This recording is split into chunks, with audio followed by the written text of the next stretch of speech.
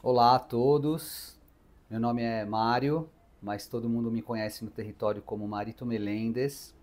Eu sou gerente do CCA Monte Azul, do território de Embu-Mirim. CCA Monte Azul fica no distrito do Jardim São Luís e estou aqui para apresentar a vocês o diagnóstico da subprefeitura de Embu-Mirim. Com o objetivo de subsidiar as discussões da Conferência Municipal da Assistência Social de São Paulo, o Observatório da Vigilância Socioassistencial apresenta dados de demografia oriundos do Cadastro Único, de Programa e Benefícios Sociais, além da cobertura de serviços da rede socioassistencial e informações das subprefeituras que foram disponibilizadas pelas unidades públicas no diálogo com os agentes dos territórios. A subprefeitura de Embu-Mirim, situada na região sul-2 da cidade, é composta por dois distritos, Jardim Ângela e Jardim São Luís. Embu-Mirim é a única subprefeitura que não é o nome de um dos distritos de seu território. Segundo o Censo Demográfico de 2022, realizado pelo IBGE, a população da subprefeitura é de 570.809 habitantes. Comparando as populações, a subprefeitura tem o tamanho de um município de grande porte, como São José do Rio Preto, no interior do estado. Esta subprefeitura representa 5% da população da cidade de São Paulo. Entre os dois censos, 2010 e 2022, o distrito de Jardim Ângela teve aumento de 5,4% da população, enquanto o distrito de São Luís decresceu 3,2%. Entre as macro-regiões da cidade, que são no total 8, Centro, Leste 1, Leste 2, Norte 1, Norte 2, Oeste, Sul 1 e Sul 2, que é a região da subprefeitura de Embu-Mirim, junto com as subprefeituras de Cidade Ademar, Capela do Socorro, Campo Limpo, Santo Amaro e Parelheiros. A Zona Sul 2, da qual faz parte Embu-Mirim, é a maior em população, como se observa no gráfico, e é a segunda região que teve o maior crescimento populacional, que foi de quase 2%. Nesta subprefeitura, existem 133 favelas, sendo a segunda subprefeitura em quantidade de favelas na cidade. Embu-Mirim tem 159 áreas de risco geológico em seu território, e mais 7 áreas nos limites com Campo Limpo. 122 destes riscos estão no distrito do Jardim Ângela e 37 no Jardim São Luís. Não existe nesta subprefeitura nenhuma área de risco hidrológico catalogada. A população em situação de rua está mais presente no distrito do Jardim São Luís. Foram encontradas 111 pessoas pernoitando nas ruas neste distrito.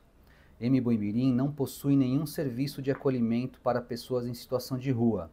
Entretanto, foram encontradas 13 pessoas acolhidas. São adolescentes que se encontravam em acolhimento nos serviços de acolhimento institucional para crianças e adolescentes e que foram contadas no dia da realização da pesquisa do censo. A população em situação de rua, especialmente no Jardim São Luís, tem crescido bastante desde a realização do primeiro censo nos anos 2000. Cresceu quase 10 vezes neste período e quase triplicou em 2 anos. Eram 51 pessoas em 2019 e foram para 143 em 2021.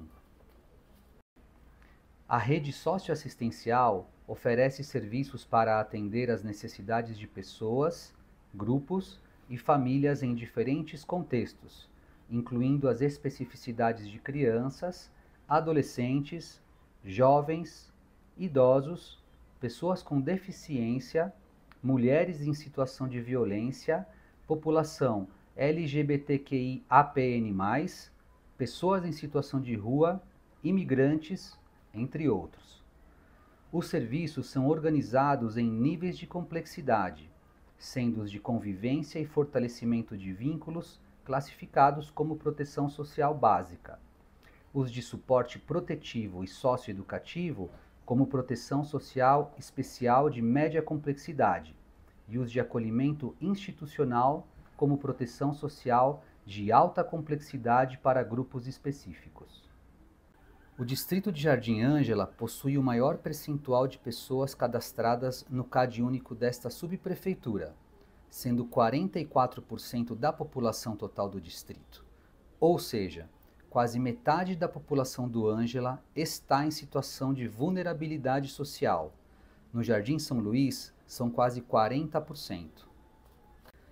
A região Sul-2, onde se encontra a subprefeitura de Embu-Mirim, tem o maior número de pessoas cadastradas no CadÚnico da cidade. O distrito de Jardim Ângela tem o maior percentual de famílias em extrema pobreza, pobreza e baixa renda cadastradas, 27%, 14% e 26%, respectivamente. O Jardim São Luís tem a maior concentração de famílias com renda per capita acima do meio salário mínimo, 40%. Este número alto de famílias com renda per capita maior que meio salário mínimo demonstra que os valores representativos de pobreza e extrema pobreza estão muito baixos. O Banco Mundial utiliza o conceito de linha de pobreza para medir e acompanhar a pobreza globalmente, com diferentes linhas de corte para diferentes faixas de renda dos países. Para países de renda média alta, como o Brasil, a linha de pobreza é de $6,85 por dia em paridade do poder de compra. O Banco Mundial também considera a extrema pobreza como uma linha de $2,15 por dia, afetando 8,5% da população global. Nesses padrões, a extrema pobreza deveria ser até R$ 354,75 per capita e a pobreza até R$ 1.130. Pessoas cadastradas no CadÚnico por ciclo etário. O que são ciclo etários? Crianças na primeira infância, de 0 a 5 anos. Crianças e adolescentes na faixa etária de Centro de Criança e Adolescentes, de 6 a 14 anos. Adolescentes, de 15 a 17 anos. Pessoas idosas com 60 ou mais anos de idade. A distribuição por ciclo etário é muito parecida nos dois distritos. Os maiores percentuais de pessoas cadastradas no CadÚnico estão no ciclo etário crianças e adolescentes na faixa etária DCCA, de 6 a 14 anos. Jardim Ângela, com 21%, Jardim São Luís, com 19%. As pessoas idosas são 74.628, das quais apenas 12% recebem o benefício de prestação continuada. O maior percentual de pessoas pretas, pardas e indígenas no Cadastro Único está no distrito do Jardim Ângela, 68%. Mas no distrito de Jardim São Luís, o percentual de pessoas pretas, pardas e indígenas também é alto, 63%. Os dois distritos possuem bem mais que a metade da população preta, parda e indígena no CadÚnico. O Ângela tem 75 pessoas indígenas no CadÚnico e São Luís, 35. A região Sul-2 é a região da cidade com maior percentual de pessoas pretas, pardas e indígenas com cadastro único. A presença da identificação de grupos tradicionais e específicos na subprefeitura no cadastro único é de 98 famílias de agricultores familiares, 6 famílias de desabrigados ou desalojados, 1.410 famílias de catadores de materiais recicláveis e 45 famílias de presos do sistema carcerário.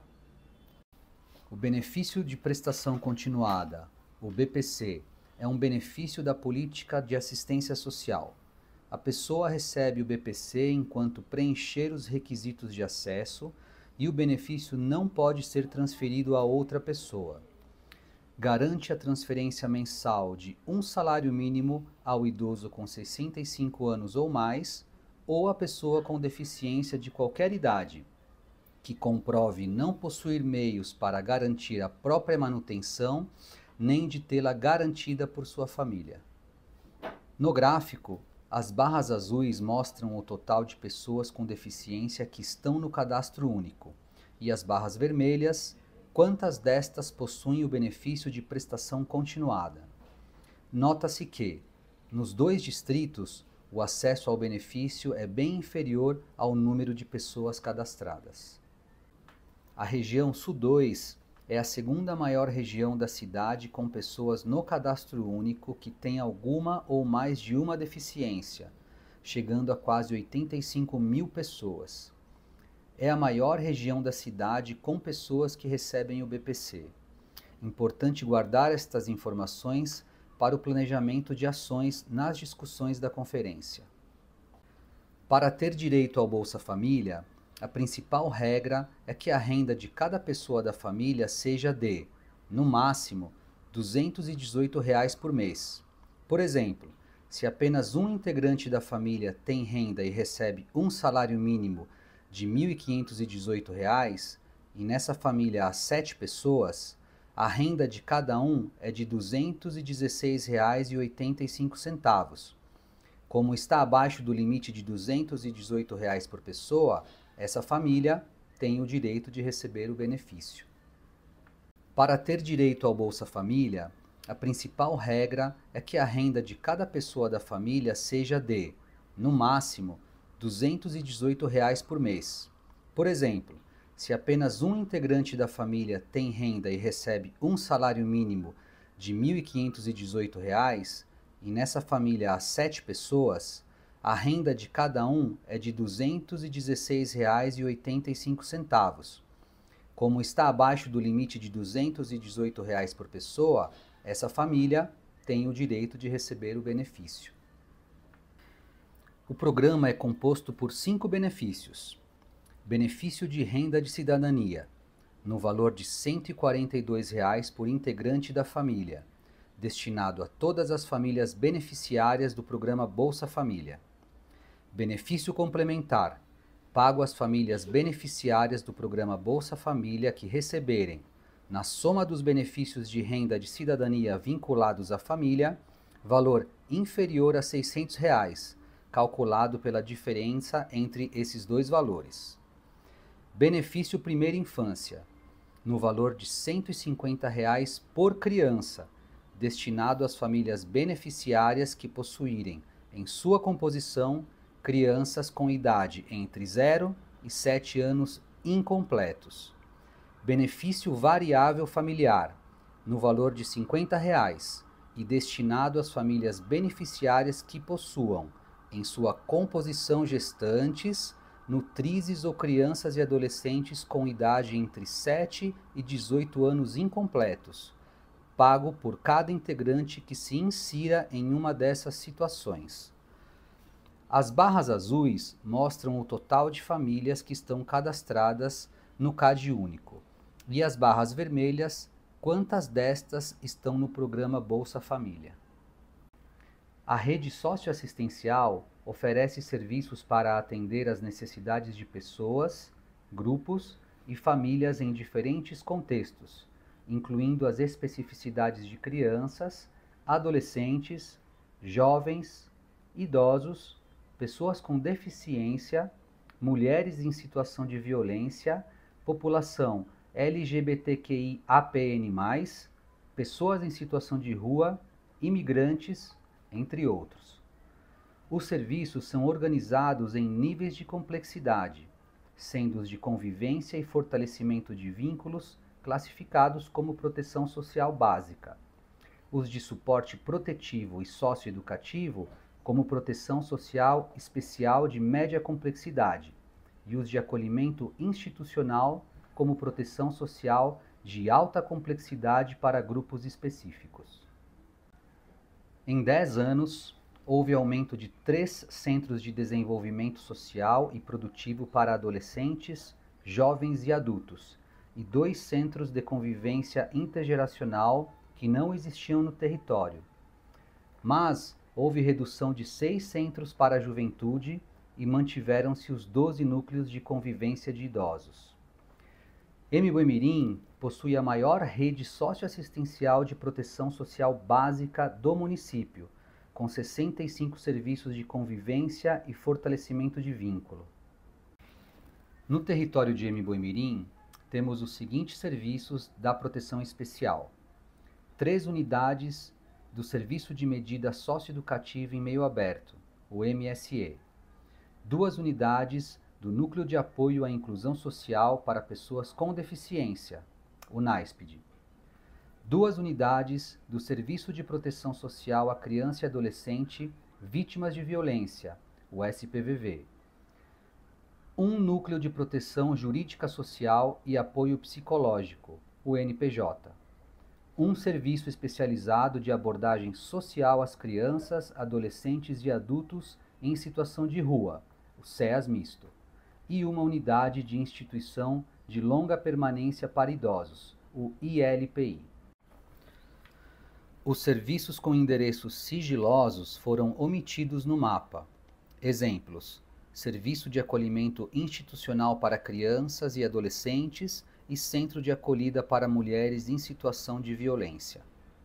Eu vou colocar aqui agora para vocês os destaques mais relevantes do território de Embu-Mirim que foram compostos pela comissão organizadora da Conferência Regional de Embu-Mirim. Gente simples em lugares de pouca importância realizam grandes transformações. Provérbio africano.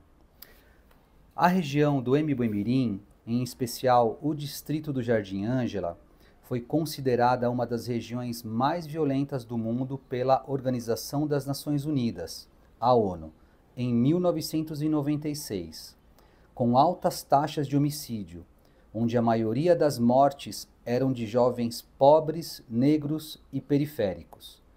O território vivia na época com imensos vazios socioassistenciais, pouquíssima oferta de serviços públicos de saúde, educação, assistência, esporte e cultura, muito aquém do mínimo ou do necessário para atender a população e ter um sistema de garantia de direito efetivo. A sociedade civil organizada criou o Fórum em Defesa à Vida, espaço de escuta, pesquisa e fomento de políticas públicas, iniciando um grande processo de transformação, a participação popular. Deste fórum, outros espaços de controle social são criados e os existentes fortalecidos. O território com os fóruns de assistência social, Fórum de Inclusão de Pessoa com Deficiência e Neurodivergentes, Fórum da Criança e do Adolescente, Fórum das Águas, Rede Intersetorial, Rede de Cultura, Fórum de Saúde Mental, Fórum de Pessoa Idosa, Fórum da Mulher e os diversos espaços de participação da população conquistaram inúmeras transformações. Criação de vários serviços da Rede de Proteção Básica e Especial da Assistência Social, atualmente com 83 serviços ofertados. A implantação do Hospital de Embu-Mirim, cobertura total da rede de saúde com UBSs, Unidade Básica de Saúde, AMAs, UPAs, SER, Centro de Reabilitação, CEL, Centro Especializado Odontológico. Anualmente, a região acolhe, reflete e dá visibilidade à luta ambiental através do Abraço Guarapiranga, na Semana do Meio Ambiente, que até ganhou a Lei 18.022, de 10 de novembro de 2023, e neste ano já realizou sua 18ª edição. Realizará a 30ª Caminhada pela Vida e pela Paz, que acontece todos os anos no dia 2 de novembro, para dar visibilidade às lutas do território e lembrar de todos os que perdemos. Nossa luta atual está em torno da implantação do Instituto Federal Jardim Ângela e da Caixa Cultural, a chegada do metrô Jardim Ângela, duplicação da estrada do Embu-Mirim e expansão de serviços socioassistenciais onde ainda for necessário. A região é um exemplo da participação popular e organização comunitária, que com políticas públicas eficazes geram mudanças significativas, mesmo em áreas de altíssima vulnerabilidade.